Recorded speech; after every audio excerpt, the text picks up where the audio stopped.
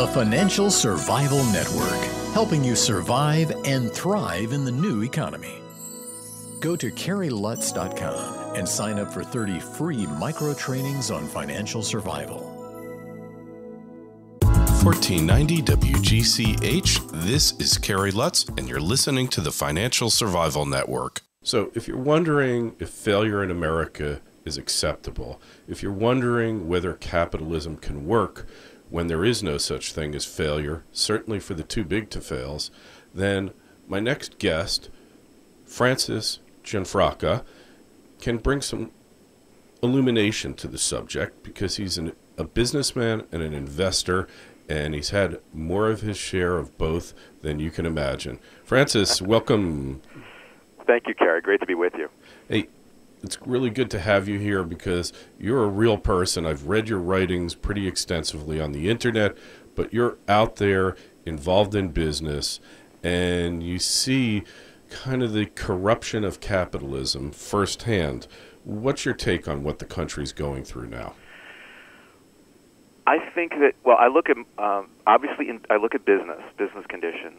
I'm a CEO. I'm the CEO of a small technology company, and I'm also a capital markets person with a lot of experience in markets. And I think that you're asking about capitalism. I think that market behavior right now is being strongly conditioned in ways that are very unusual by the behavior of the government.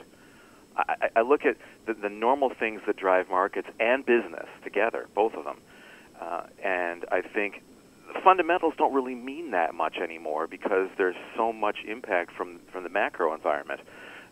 What the government does, what economic policies are, and the uncertainty surrounding them. And this is a global phenomenon, not just in the U.S. Look at what's going on in Europe. And, of course, the Asian economies, so strong, so much promise there, are pretty much government-controlled to begin with. So I think that I think in terms of a continuum between statism and free markets, and here in the United States, we're moving farther along the path towards statism than we have in some time, in several decades, and it has an impact on everything. Yeah, and so you look at China, where obviously their growth has been managed. There's a lot of factors, and I don't take anything away from the hard work of those people who have been there, but many in our government believe that their model is one that we should emulate. And it seems to me that that statist policies eventually always fail, and you don't see anybody in China wearing a Nehru jacket anymore. China is a fascinating case because they are. Well, if you've been there, you know there's the central government in Beijing, this clique of perhaps 30,000 people, and then a whole raft of local governments, which are the leftover structure from the old Communist Party, and there's a tremendous amount of corruption among them. And what they've done over the last 3 or 4 years, I think that to a lot of people, the real period of growth in China. And no taking away from what they've done as a society, 30 years worth of economic expansion, unparalleled in history, how fast they did it, how far they came. But it's been lumpy. And if you go back and look in the early years of the last decade, a lot of that growth was built on real productive capacity and real investment. And then around the middle of the decade, they got into trouble with credit quality issues and overinvestment, and the way they handled the aftermath of the financial crisis. This is going right to your point about how some people in our government wish we could do it the way they did. Well, you remember how we did the porculus thing, right? Oh, that was great. Right. Well, I mean, tremendous amount of debate. The government, people in government who were pushing a much larger stimulus didn't get what they wanted. Well, that's kind of democracy works that way. In China, as you recall, almost immediately in late '08, they put on a stimulus that was twice as large relative to GDP as ours was. Okay, twice as big. And what did they spend it on? They spent it basically on investment, in land-backed investments in productive capacity for export. Okay, and a lot of that investment was really wasted, and they're at the point now where they're coming up against some massive internal credit issues, being government controlled, not having mature capital markets in any sense of the word, they're managing, or they're trying to keep a lid on all these problems. But they could be facing anywhere from a growth recession to something worse. Right.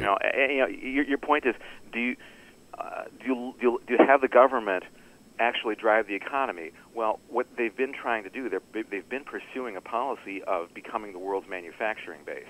All right, it's all export driven, and you're right, absolutely. They work awfully hard. People in China today are highly motivated to succeed economically, and you got to take your hat off to that. They're going to get a lot of success just as a result of that drive and dynamism. Like the U.S. At the turn of the century 1900s, and throughout most of the 20th century, yes, and still in pockets today, which when I talk to younger people, I try to encourage. But there's limits to having it be controlled by the state. I mean, you just don't make as good decisions. Right, and you have empty cities, you have bridges to nowhere, and bullet trains to nowhere. Bullet trains that don't stay on the track. Yeah, that collapse, going 300 miles an hour, and and then you're dependent on the rest of the world to buy your stuff. Yes. And that mercantilistic model, right, which was prevalent in the 1700s and 1800s, the world will only put up with it for so long because you got all these unemployed guys in Ohio, in the Rust Belt, in Illinois, the industrial heartland, and they don't have jobs because they've been shipped out to China. So what's the solution there? Then you go towards protectionism again, which is probably the worst thing that could ever occur. A new smooth Holly. Well, look, Kerry, that in China the authorities, well, I don't want to speak for them. They pay lip service, at least, and they may actually, at some level, believe that what China needs is congruent with what the world needs. And there's such a big economy now that there's a lot of overlap between their interests and the world's interests. And to their credit, they recognize this.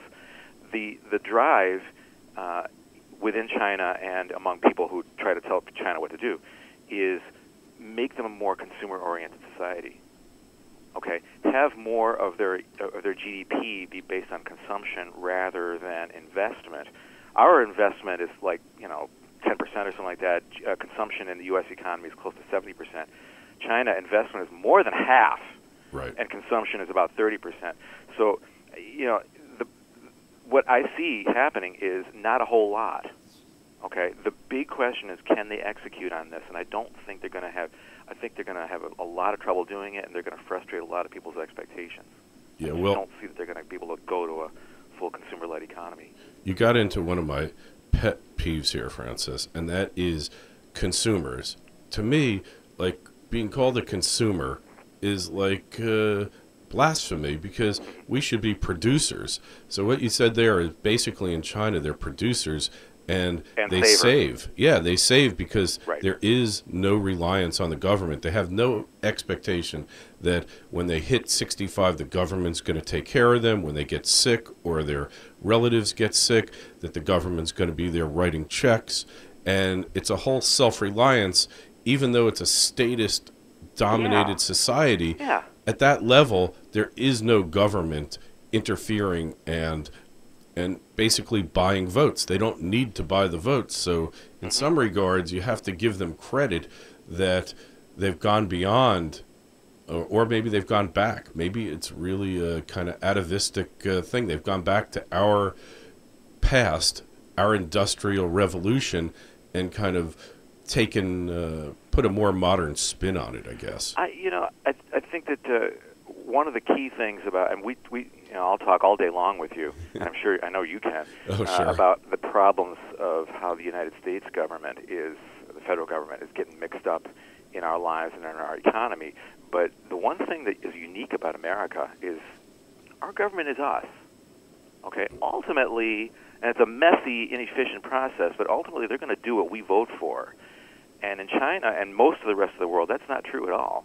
You're right. I mean, I think there's a basic level of distrust among Chinese savers, that Chinese individuals, that the government is going to be there. Try as they might to implant this notion that the government is strong and omnipotent and all capable and is producing a better society. What they're basically doing over there, and I get this from a whole lot of sources, is that the government, their overriding need is to maintain their legitimacy.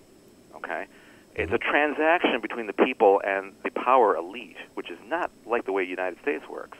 Right, so they have to continue to deliver something to the people, and what they're delivering is Han nationalism. It's like this.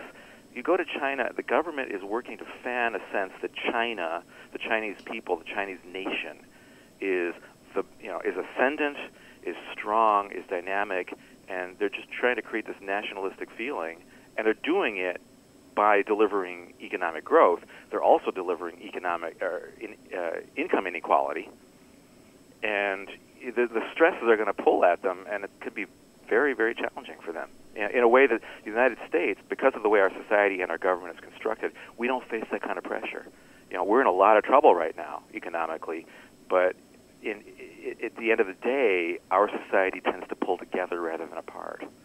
Yeah, well, that it gives us I think in the long term, over the next 10 or 20 years, I think that we're ultimately in a better position than a lot of other countries are.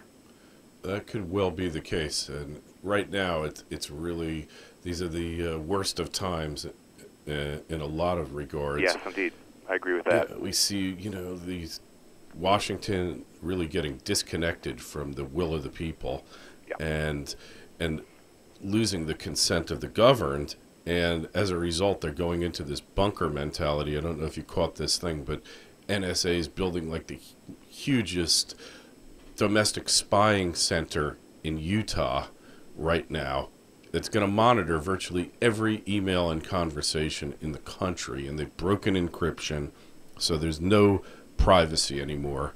And why are they doing this? Why are there all these fusion centers where they're looking for terrorists, and they're looking at us? And I don't know about, I'm sure you're the same as me. They can find my birth certificate. They could figure out that I'm probably not one of these domestic terrorists, and yet they're still looking. And that's really a cause of great concern, Well, I'm trying to think I'm actually in that business. Uh-huh. Not the business of surveillance right. Of the people, but I actually have some knowledge about what is going on in terms of setting up those structures. It is not known that NSA has broken the encryption, by the way. Mm-hmm. That's a surmise, and if they have broken it, it would be one of the other surmises is that they knew about it even before it was invented. They invented the mathematics ahead of the rest of us. Yeah. That one makes the rounds too. But it would be the most closely guarded secret, most classified thing you can imagine if they've broken the crypto. But again, I think about this a lot. In my business, we're very concerned about maintaining the security of the civil infrastructure. Mm-hmm. Okay, I think that to a degree that would shock a lot of people, the power grid, oil and gas transmission, and water systems are vulnerable to terrorist attack. And the challenge really for us in the industry is to increase the level of assurance that those systems are not going to be compromised, are not going to be vulnerable in the event, God help us, of a war or an increase, a geopolitical situation such as we're seeing in Iran right now, without compromising the privacy of private and the sanctity of private communications. And I think there are ways to do it. Okay, I think it is possible to focus on the systems rather than the personal communications. But it's a problem that we've been facing in this country for 10 years now, since the 9/11 attacks, and not really come up with a good solution for it.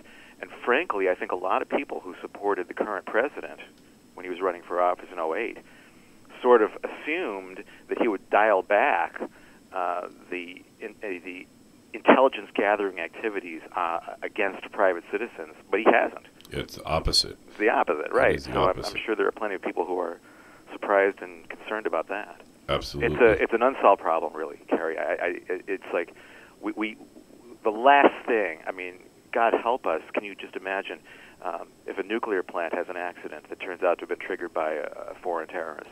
Hey, well, Can't do that. I'm 16 miles from Indian Point. Yes. 20. So I'm about 50. I'm in New York City, so I'm about, yeah. I guess, not a little farther away than you are. You're out of the direct zone, but I'm right at the edge of it. Like everybody north of me gets evacuated. I don't. See, I don't think that it's a serious threat that Indian Point would have a mechanical failure or a Fukushima kind of an occurrence. I'm not worried about that, but a terrorist attack that could take it offline. Okay, I'm not worried about you getting radiation. Right. I'm worried about you not being able to have power. Yeah, I'm which worried. Which is going to make which you won't have clean water, et cetera, et cetera. You see? Yeah, it's a big problem because everybody up here thinks, oh, just get rid of it. But it's 20 to 40% of the power of New York City. Forget it. You can't do it. And Impossible. Cuomo ran on getting rid of it. And now that he's there, it's, maybe we actually need it. So anyway, and that's a non-starter. Yeah, just wrapping up, as far as the future of the country, once we get through whatever we're through now, you're optimistic? I think that relative to other countries, okay, we have enough basic societal stability and enough military power that we're going to be in a strong geopolitical position. I think that we're facing a fiscal crisis, an overspending by government crisis, an overcommitment crisis that is politically unsolvable, because you're not going to be able to go to all the people, all the retirees and near retirees who have Social Security and Medicare. They're counting on those.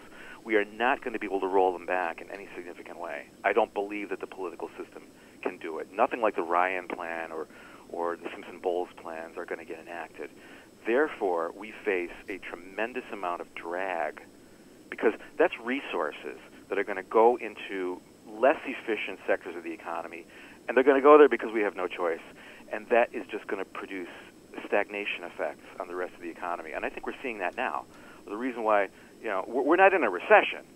We're 2 years out of a recession, and we're almost getting ready for the next recession. If you just think about it in terms of cyclicality, we're dealing with an underinvestment crisis and an undercapitalization crisis, and I think that the underlying fiscal drag is going to be there for at least 10 years, probably 20 years, and they're going to produce slow, stagnant economic conditions, but not to tear our society apart. Yeah, well, I kind of view the world a little different. I'll just I'd put love it to hear out that. there. I think we've been in a depression since 2007. Arguably, wealth creation in the country, on balance, has kind of stopped. Yep. And we're living off the capital, and we're getting poorer. I would take that analysis back to the mid-'80s. Yeah. I think that's accurate. You're right about that. And what can we do to unleash capital? I think that if you look at it at all levels, we are kind of in a position where we have to unwind the excesses of the last 30 years. I hate to say that. That sounds like a cliche. But to a great degree, we have produced the economic expansion and the policy objective of smoothing out the business cycle. That's what economists get paid to do when they get into government. And I just don't think it's you lose more than you gain by doing that. And I think that's one of the lessons of the crisis. But we've produced too much growth, and this is a global phenomenon as well, applies to Europe too, based on credit expansion rather than sound financial investment and real capital formation. And we're just going to, I think where we are is we've gone back to pretty much an unleveraged financial system, and that's changing already.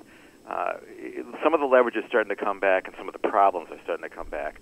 Never come back to the extent that we saw in 04 and 05 and 06. But I think we're in a slow period because of that, and it just has to work itself out. And there's going to be something on the other side of it, but we'll never see anything like that again.